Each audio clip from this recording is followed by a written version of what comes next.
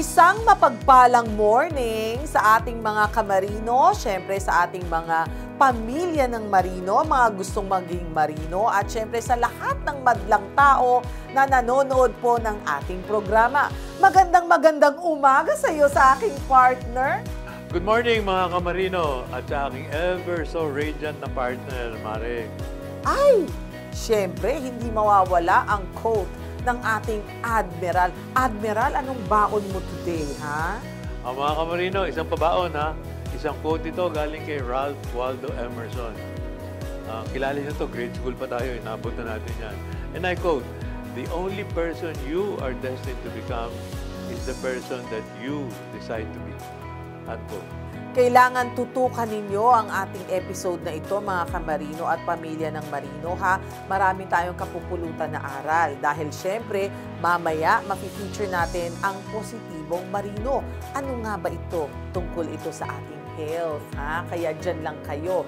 Marami tayong matututunan mula sa ating resource speaker later on. At hindi lang yan, matututunan din natin about science, technology, business, all together, maganda yan. Siyempre, mula sa Department of Science and Technology. Congratulations nga pala sa kanilang anibersaryo.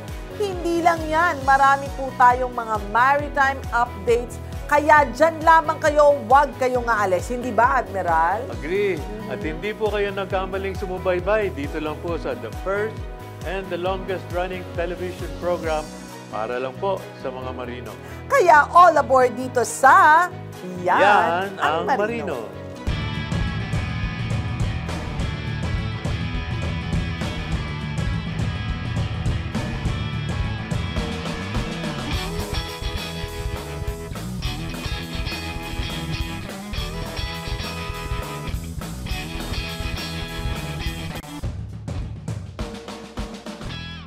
This portion is brought to you by SM Supermalls. Pag-ibig Fun, lingkod pag-ibig, tapat na serbisyo mula sa puso.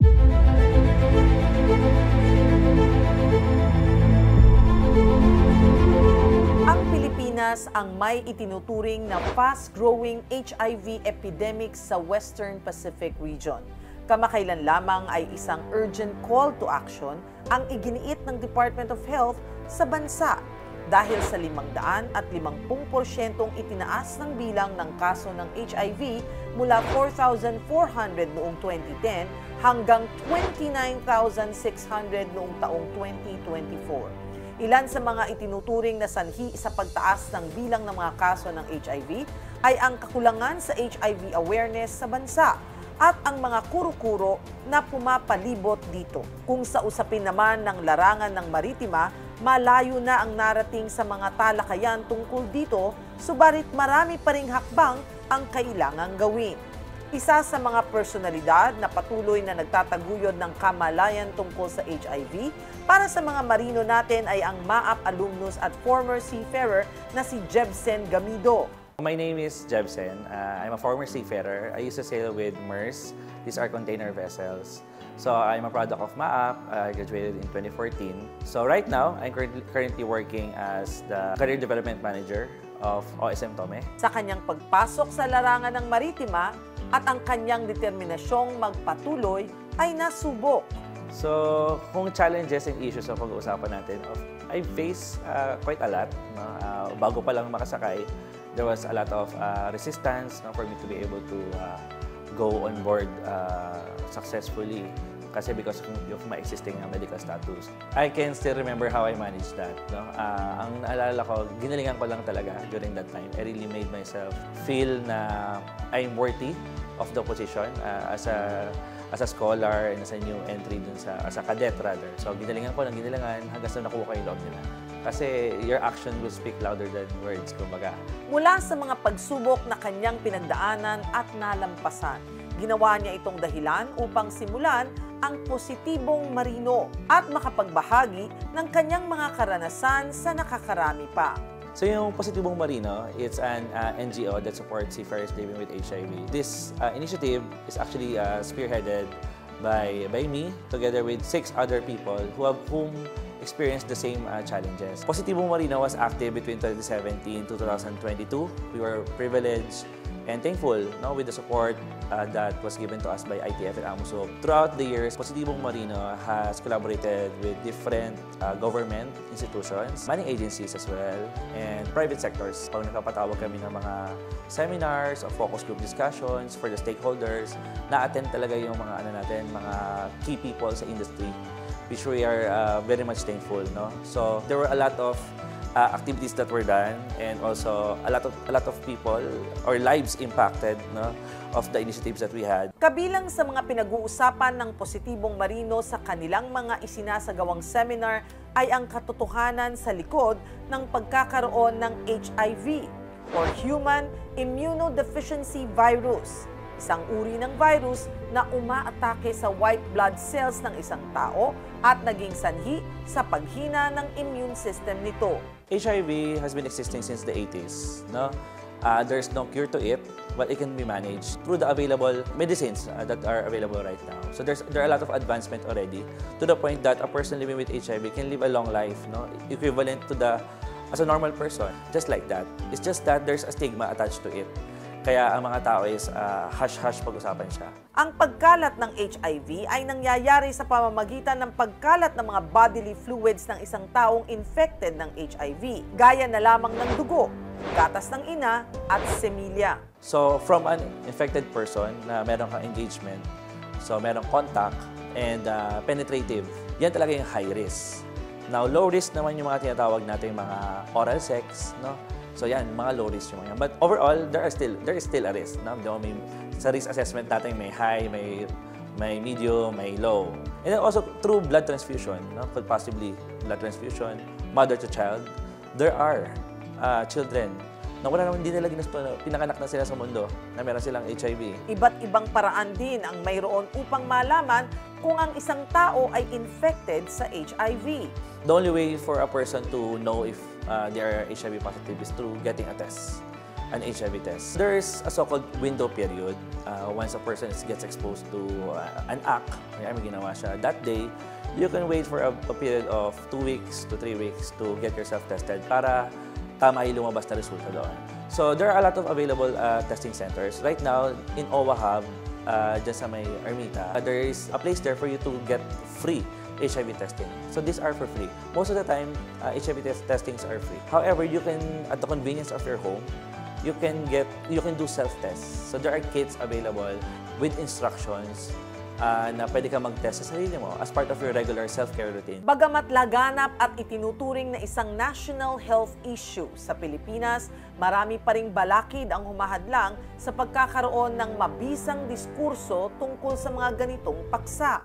I think the biggest challenge moving forward dito sa usapin ng HIV, especially in the maritime, is yung mga preconceived prejudice natin. Like for example, this is only an issue of the LGBT, or para lang yung sa mga unfaithful, mga ganyan. So those things hinders actually yung initiatives namin to correct yung mga misconceptions. And these topics should be discussed in a manner na oo nga, it's part of human nature to have these kinds of discussion without really sexualizing it. Let's set our hearts straight na this is a public health issue. Hindi siya about you alone, It's about the overall well-being of the people.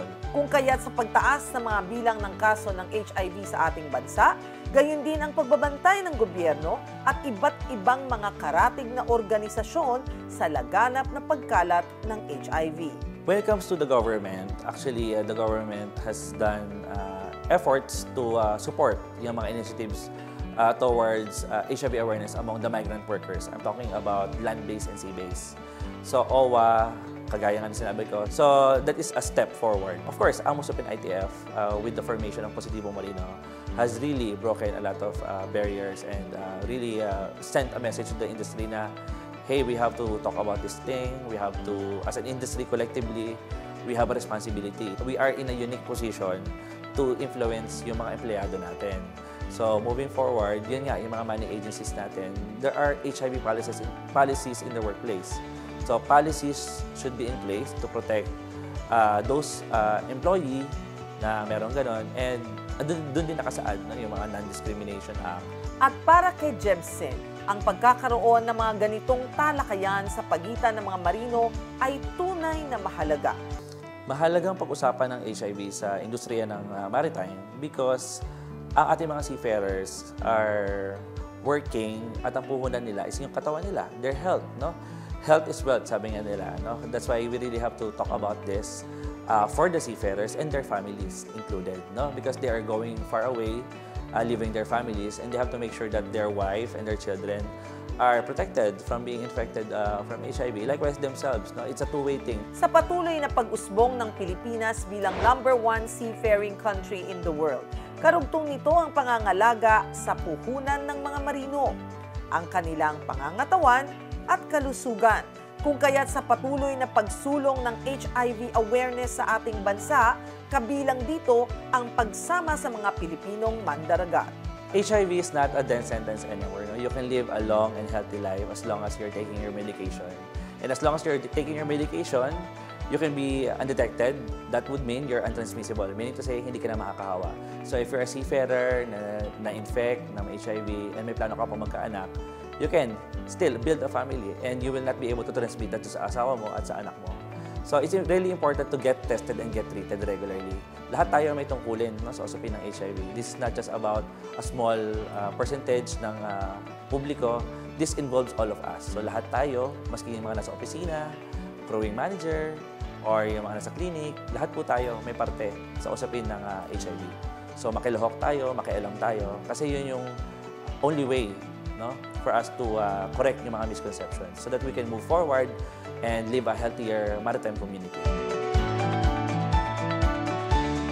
Sa pagbabalik ng aming programa, ano-anong livelihood opportunities kaya ang mayroon para sa marino sa larangan ng forestry? Tutukan lamang yan dito sa Yan ang Marino. This portion was brought to you by Pag-ibig Fund, lingkod pag-ibig, tapat na serbisyo mula sa puso. SM Supermall. Mga kamarino, SM Supermalls is ready to bring the heat this summer season with its one-of-a-kind sports fun.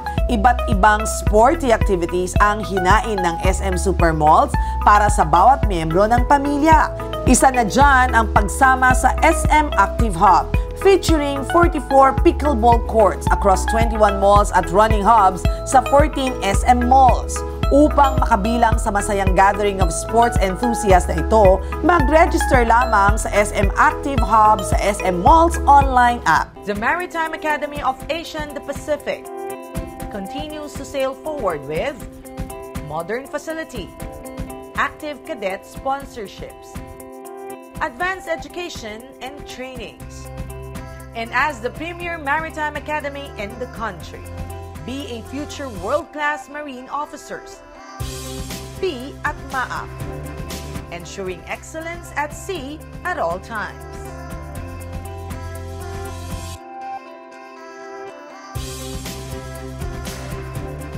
Ang bawat bayaning Pilipinong magdaragat, may kaagapay, may kaibigan, may kakampi, may kasangga, may kabalikat.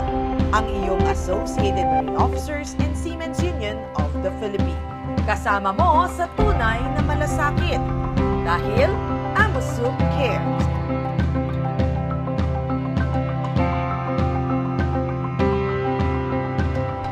This portion is brought to you by SM Supermalls. Pag-ibig Fund, lingkod pag-ibig, tapat na serbisyo mula sa puso.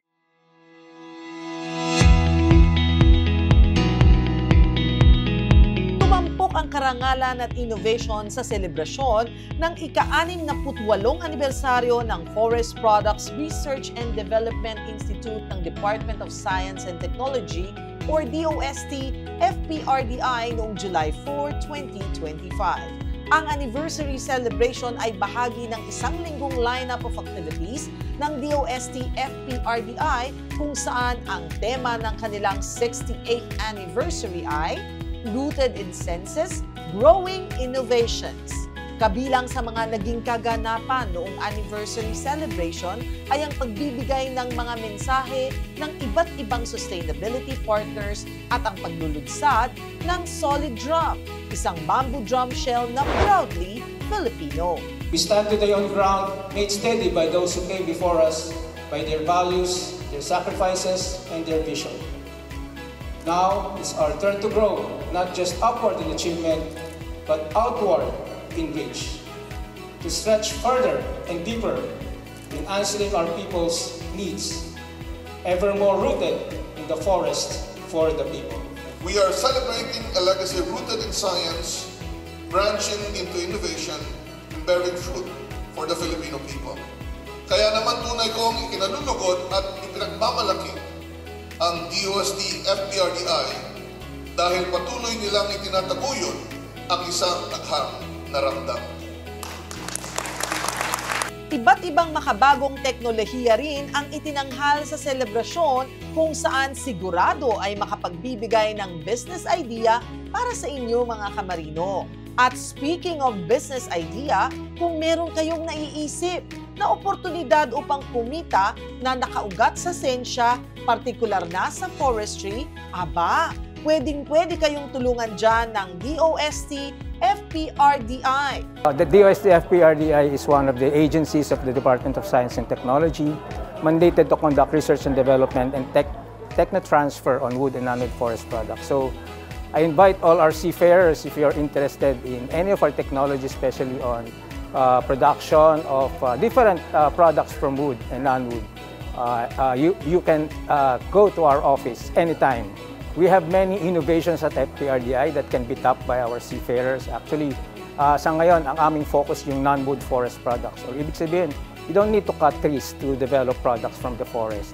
So we have these non-timber forest products where we can get oils, essential oils na pwedeng gawin sa perfumery. We can have charcoal and charcoal briquettes, which is a very mababa lang yung kanyang investment to produce charcoal and charcoal briquettes, which we can use for energy as well as for water filtration, etc. Marami po tayong ginagawang pagsasaliksik ngayon. Kung kailangan po ng ating mga kababayan ang different technologies, pwede sila mag-approach sa aming tanggapan para magawa natin yung research para sa kanila. At ganoon din, kung gusto nila mag-start ng isang business na gagamit ng aming technology, we can offer the startup yung aming business incubation program where we can help them start their business. They can easily reach out sa amin sa FPRDI. We are based in Los Baños, Laguna. And we can be reached by email, by Facebook, and other social media. Muli, isang maligayang ika-68 anibersaryo, DOST FPRDI. Patuloy naming aabangan ang magiging inisyatibo sa pagitan ng industriya ng maritima at industriya ng siyensya sa ating bansa. Sa pagbabalik ng aming programa, mahalagang maritime updates aming ihahatid. Kaya sit back and relax, magbabalik ang Yan ang Marino. This portion was brought to you by Pag-ibig Fund, lingkod pag-ibig, tapat na serbisyo mula sa puso. SM Supermall. Mga kamarino, SM Supermalls is ready to bring the heat this summer season with its one-of-a-kind sports fun. Iba't ibang sporty activities ang hinain ng SM Supermalls para sa bawat miyembro ng pamilya. Isa na dyan ang pagsama sa SM Active Hub, featuring 44 pickleball courts across 21 malls at running hubs sa 14 SM malls.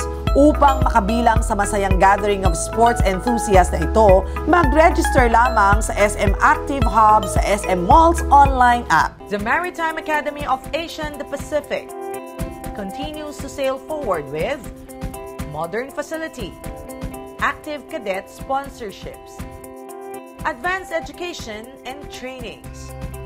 And as the premier maritime academy in the country, be a future world-class marine officers. Be at MAAP, ensuring excellence at sea at all times.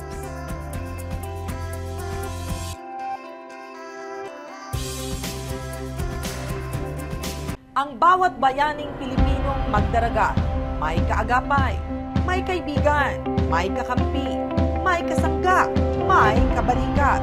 Ang iyong Associated Marine Officers and Seamen's Union of the Philippines. Kasama mo sa tunay na malasakit.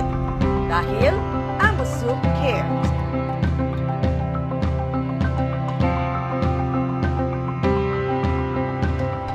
This portion is brought to you by SM Supermalls. Pag-ibig Fun, lingkod pag-ibig, tapat na serbisyo mula sa puso.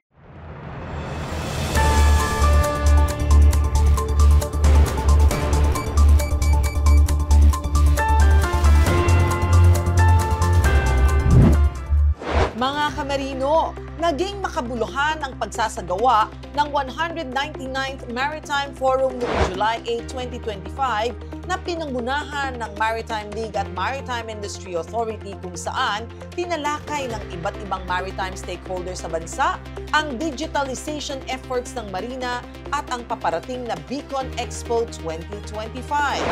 As we always have this challenge of the lack of data.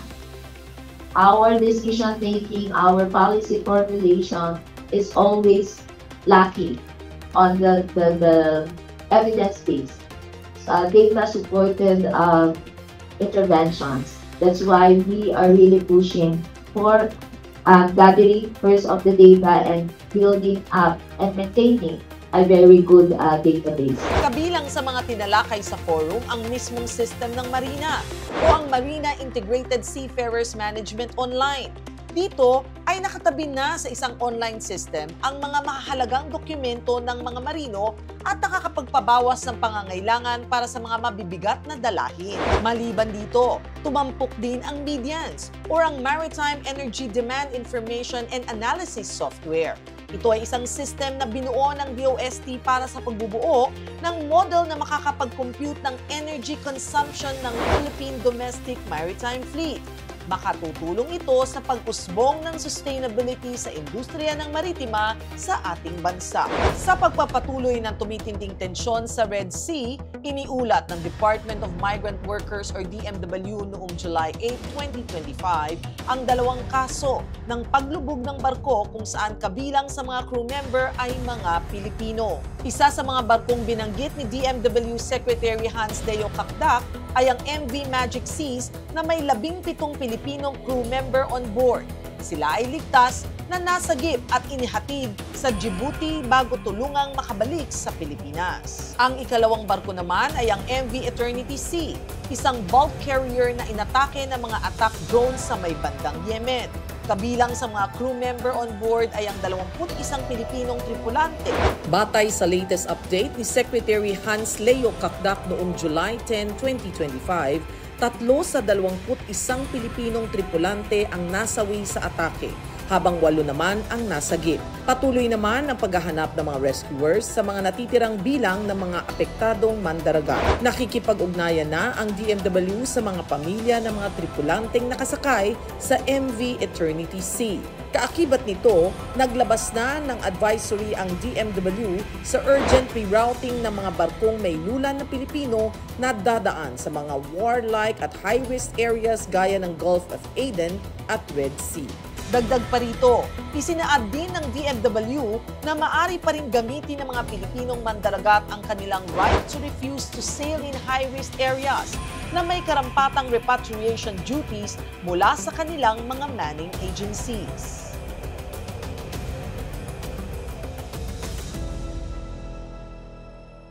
This portion was brought to you by Pag-ibig Fun, lingkod pag-ibig, tapat na serbisyo mula sa puso. SM Supermall. Mga kamarino, SM Supermalls is ready to bring the heat this summer season with its one-of-a-kind sports fun. Iba't ibang sporty activities ang hinain ng SM Supermalls para sa bawat miyembro ng pamilya.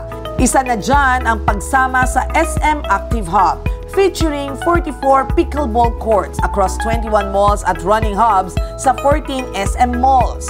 Upang makabilang sa masayang gathering of sports enthusiasts na ito, mag-register lamang sa SM Active Hub sa SM Malls online app. The Maritime Academy of Asia and the Pacific continues to sail forward with modern facility, active cadet sponsorships, advanced education and trainings, and as the premier maritime academy in the country, be a future world-class marine officers. P at MAAP. Ensuring excellence at sea at all times.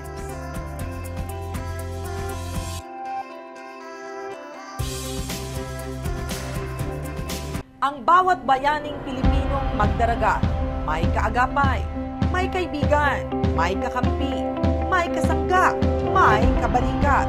Ang iyong Associated Marine Officers and Seamen's Union of the Philippines. Kasama mo sa tunay na malasakit. Dahil AMUSUP cares.